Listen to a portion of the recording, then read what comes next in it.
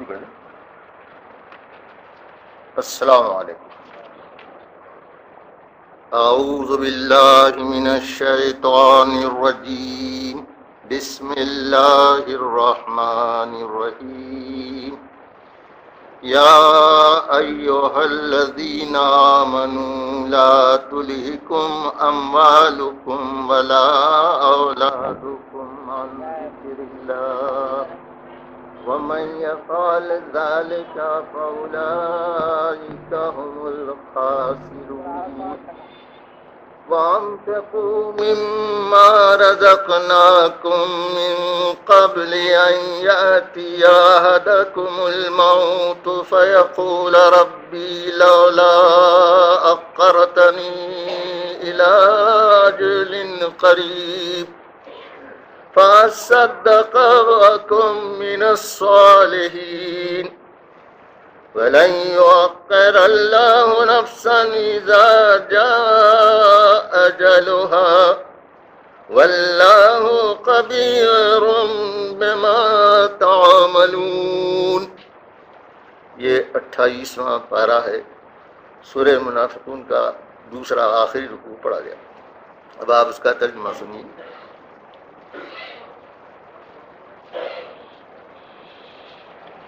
اے ایمان والو، تم کو تمہارے مال اور اولاد اللہ کی یاد سے غافل نہ کر دیں. جو کوئی ایسا کرے گا بس وہی گھاٹے میں رہے گا. اور خرچ کر لو جو کچھ ہم نے تم کو دیا ہے قبل اس کے کہ تم کو موت آئے، اور جب موت آئے گی تو کہیں گے اے میرے پروردگار، تو مجھے تھوڑی مہلت اور کیوں نہیں دے دیتا تاکہ میں خیر خیرات کر کے صالحین بن جاؤں. فرمایا ہرگز اللہ مہلت نہیں دیتا جب کہ اس کی مدت ختم ہو جاتی ہے. اللہ خبیر بما تعملون، اللہ خبر رکھتا ہے جو کچھ تم عمل کرتے ہو. یہ تھا ترجمہ. دیکھیے قرآن علم کی کتاب ہے. میں بار بار اس واسطے عرض کرتا ہوں کہ جب تک ہمارے پاس کسوٹی نہ ہو اس وقت تک ہم ہرا کوٹا معلوم نہیں کر سکتے. سوچئے بات، یہ اللہ کا کلام جس کو اللہ تعالیٰ اپنے پیغمبر کے ذریعے ہم تک پہنچایا، اس کے زیر زبر میں کوئی فرق نہیں. اور علم بھی وہ جس کو انسان کسی اور ذریعے سے حاصل نہیں کر سکتا.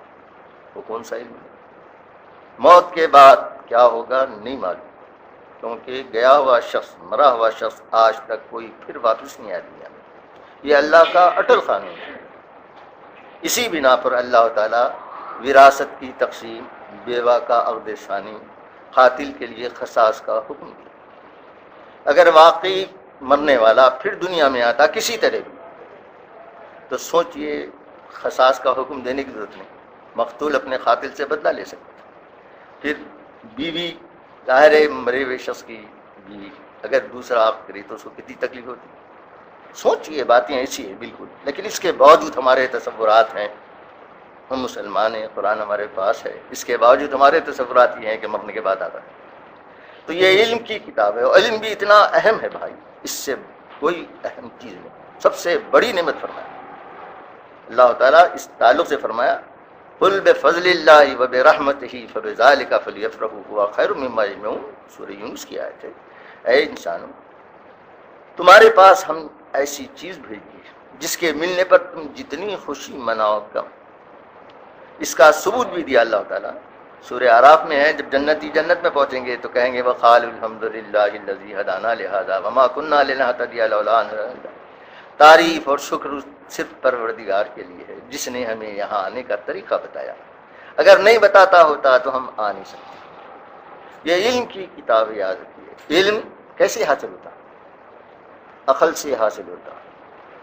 سوچئے جس کو عقل نہیں اس کو علم حاصل نہیں ہو سکتا. اللہ کے رسول فرماتے ہیں لا دین لہ لمن لا عقل لہ. جس کو عقل نہیں اس کے لیے دین نہیں. ظاہر پاگل پہ شریعت لاگو نہیں ہوتی. یہ عقل کا معاملہ اتنا اہم ہے. نبی مشکات کی حدیث ہے، فرماتے ہیں نبی کریم صلی اللہ علیہ وسلم اللہ تعالیٰ اپنی مخلوق میں سے عقل کو کہتا ہے تو میری مخلوق میں سب سے خوبصورت ترین. عقل کا معاملہ ایسا ہے، اللہ تعالیٰ سورہ انفال میں فرمایا ہے ان شر الدواب عند اللہ الصم البکم الذین لا یعقلون، بدترین ہیں وہ لوگ جو گونگے ہیں، بہرے ہیں، عقل سے کام لیتے ہیں۔ لیکن سوچو آپ یہ بات، اللہ تعالیٰ اس کتاب کے تعلق سے خاص طور پہ فرمایا لقد انزلنا الیکم کتابا فیہ ذکرکم افلا تعقلون، ارے میں تمہارے پاس ایک ایسی کتاب نازل کر دیا ہوں جس میں تمہارا ذکر ہے، کیا تم کو اتنی بھی عقل نہیں محسوس کر سکو، معلوم کر سکو؟ تو علم کی اتنی اہمیت ہے، پہلی وہی علم کی بنا پر آئی، آدم علیہ السلام کو سب فضیلت علم کی بنا پر، علمہ آدم الاسماء۔ سوچئے آپ ہمارا حال کیا، علم کی کتاب پڑھتے نہیں، قصے اور کہانیوں کی روایات کی بات چل رہی ہے، پڑھے بھی تو تفسیر پڑھتے ہیں، تفسیر میں مفسر کا ذہن کار فرما رہتا بھائی، آپ اللہ کی کتاب پڑھیے، علم کی کتاب، دعا کیجئے۔ اللہ فرمایا وَلَقَدْ يَسَّرْنَا الْقُرْآنَ لِلذِّكْرِ فَهَلْ مِن مُدَّكِرٍ، سورہ قمر میں 4 مرتبہ دہرایا ہے یہ آیت کو، ہم نے قرآن کو آسان بنایا ہے کوئی نصیحت حاصل کرنے والا؟ کیا مطلب ہوا؟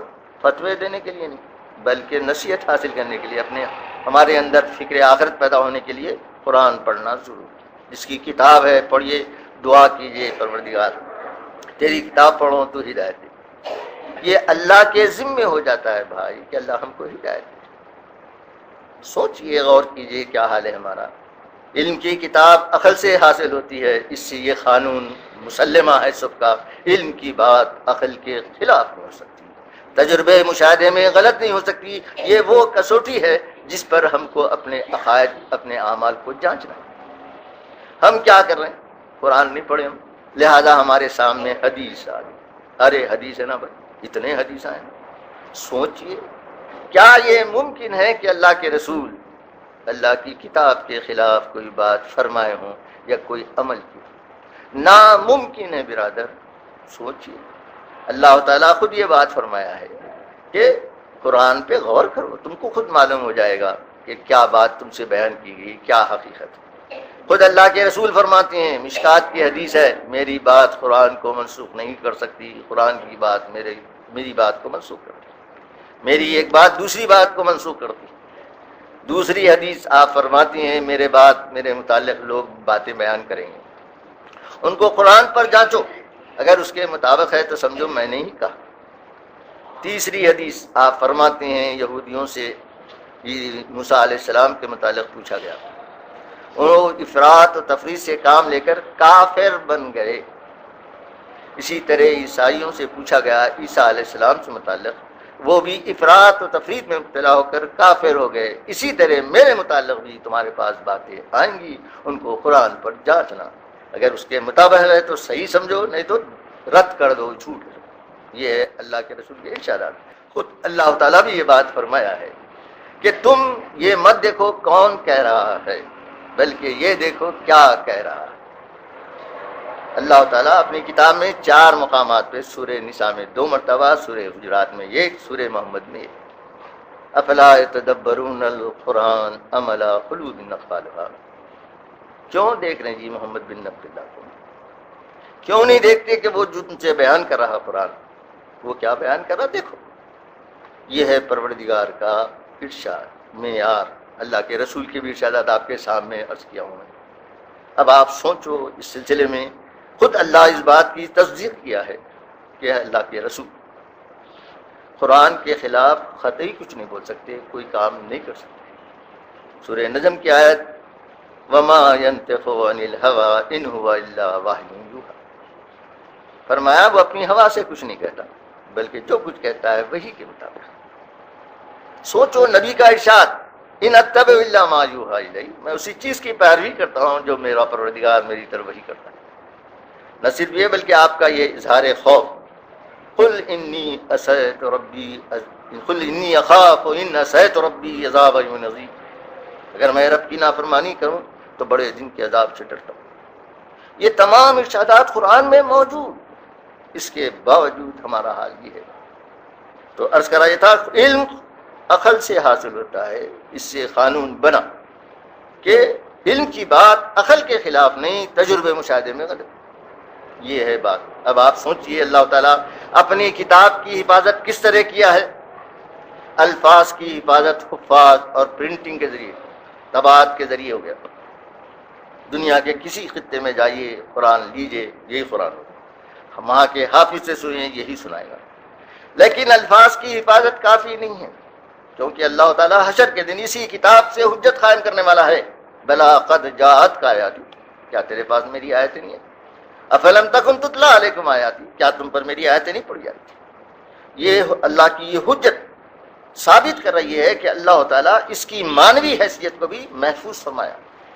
چنانچہ اللہ تعالیٰ 23 پیغمبروں کا ذکر کیا قرآن میں، ان کے اسوے کو بیان کیا، جس میں انسان کی تمام ضروریات ہیں، اولاد سے لے کے، معاش سے لے کے، گھر سے لے کے، بیوی سے لے کے، دشمن کے خوف سے۔ سوچو، ان کے مقابل میں ان لوگوں کے بھی کردار کو بیان کیا، تاریخی شخصیتیں، فرعون ہے، قارون ہے، حامان ہے، ابو لہب ہے، ان کے جو ہے کردار کو بیان کر دینے کے بعد اپنے نبی کو اور صحابہ کرام کو پابند کر دیا کہ اتبع ما یوحی الیک، سورہ انعام میں فرمایا فبہداہ مقتدی، 18 پیغمبروں کا ذکر کر کے فرمایا کہ یہ میرے ہدایت یافتہ بندے ہیں محمد صلی اللہ علیہ وسلم، تم ان کے طریقے کی پیروی کرو۔ سورہ نحل آخر ثم اوحینا الیک ان اتبع ملت ابراہیم حنیفا، پھر ہم نے وحی کے ذریعے تم کو حکم دیا ہے محمد صلی اللہ علیہ وسلم تم ملت ابراہیم کی پیروی کرو۔ وہ کون تھے؟ حنیف تھے، یکسو، ہر معاملے میں رب سے جوڑنے والے، مشرک نہیں تھے۔ سورہ آل عمران میں فرمایا قل صدق اللہ فاتبعوا ملت ابراہیم وما کان من حنیفا وما کان من المشرکین، صحابہ کو حکم، اللہ کی بات اٹل اور صحیح ہے، تم ملت ابراہیم کی پیروی کرو، وہ حنیف تھے، مشرک نہیں تھے۔ یہ تمام قرآن میں موجود ہے نا۔ اب سوچو آپ، اب نبی کریم صاحب کی سنت اور اسوے صحابہ کو بھی قرآن میں محفوظ کر دیا اللہ تعالیٰ، انبیاء کے اسوے پر کے مطابق نبی کا اسوہ ہوگا۔ مثال کے طور پہ اللہ تعالیٰ نبی کی اتباع کے لیے جن باتوں کو ہم پر لازم فرمایا ہے اس میں ذکر بھی، لقد کان لکم فی رسول اللہ اسوۃ حسنۃ لمن کان یرجو اللہ والیوم الآخر وذکر اللہ کثیرا، ذکر کثیر بھی کرنا ہے تو رسول کی سنت ہونا۔ لیکن افسوس کے ساتھ یہ عرض کرنا پڑتا ہے کہ آج ہمارے پاس ذکر کے جتنے طریقے ہیں کوئی ثابت نہیں کر سکتا کہ یہ اللہ کے رسول کا طریقہ ذکر ہے۔ مگر اس کے باوجود آپ سوچو، جب اس معاملے میں اللہ کے رسول کی سنت نہیں ہے تو اس طریقے کو بدعت فرمایا گیا۔ اللہ فرمایا بدعت، اللہ کے رسول فرمایا بدعت۔ سوچو، اس کے باوجود آج ہمارے پاس صدیوں سے یہ بات چلی آ رہی ہے، حتیٰ کہ سبحان اللہ، الحمدللہ، اللہ اکبر ہم پڑھتے ہیں۔ سوچئے اللہ کے رسول نے پڑھی،